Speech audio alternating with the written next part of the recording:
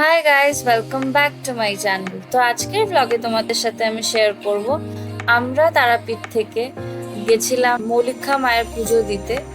দেখতেই পাচ্ছ কি সুন্দর ওখানে পুজো দিয়েছি। তারপর আমরা তারাপীঠের হোটেলটা ছেড়ে চলে গেছিলাম শান্তিনিকেতনের হোটেলে। এইখানে কিন্তু খুবই অ্যাফোর্ডেবল একটা হোটেল দেখাবো। ইউজুয়ালি শান্তিনিকেতনে একটুখানি প্রাইসি হোটেলস হয়, কিন্তু আমরা খুঁজে পেয়েছি খুবই একটা অ্যাফোর্ডেবল হোটেল। সব ডিটেলস কিন্তু এই ভিডিওতেই আছে। আর তারাপীঠ থেকে বোলপুর বাই কার কত টাকা লেগেছে সেটাও কিন্তু এই ভিডিওতেই শেয়ার করব। আর যারা যারা এখন অব্দি চ্যানেলটাকে সাবস্ক্রাইব করনি, প্লিজ তাড়াতাড়ি চ্যানেলটাকে লাইক, শেয়ার অ্যান্ড সাবস্ক্রাইব করে দিও। তো চলো আজকের ব্লগটা শুরু করে দিই।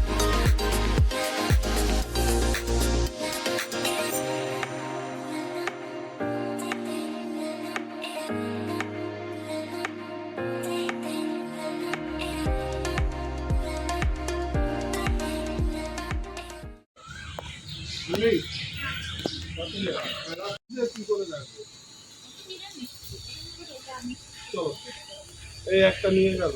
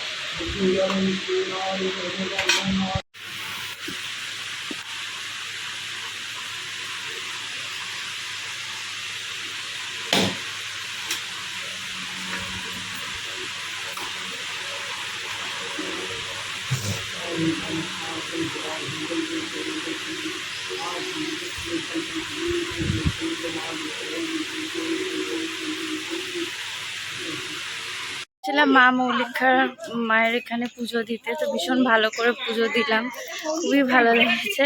তো এবার যাচ্ছি হচ্ছে আমরা শান্তিনিকেতনে, গাড়ি ওয়েট করে আছে। তো এবার তাড়াতাড়ি যাবো।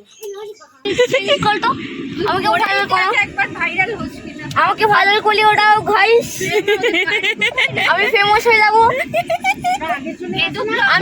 আমি অনেক কষ্ট করি, আচ্ছা, আমাকে ভাইরাল করলে তোমার ব্লগটার নাম বলো।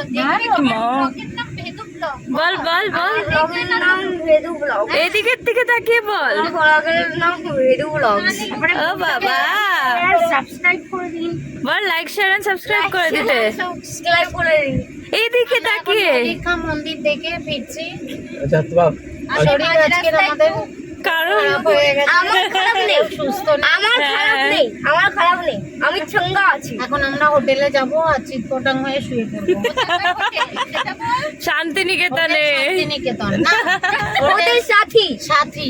হ্যাঁ, যেটা আর এই শান্তিনিকেতনে। হোটেলটা যেহেতু সাথী, তো আমাদের যেহেতু কোনো তাহলে টাকা পয়সা দিতে হবে না, ওটাতেই উঠছি।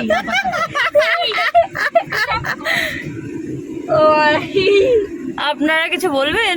না, বক্তব্যে আছে যে খুবই আনন্দ পাচ্ছি, ফ্রিতে থাকা খাওয়া এরকম তো পাওয়া যায় না, আবার ঠান্ডাটা সম্পূর্ণ প্রোভাইড করতে বলেছে।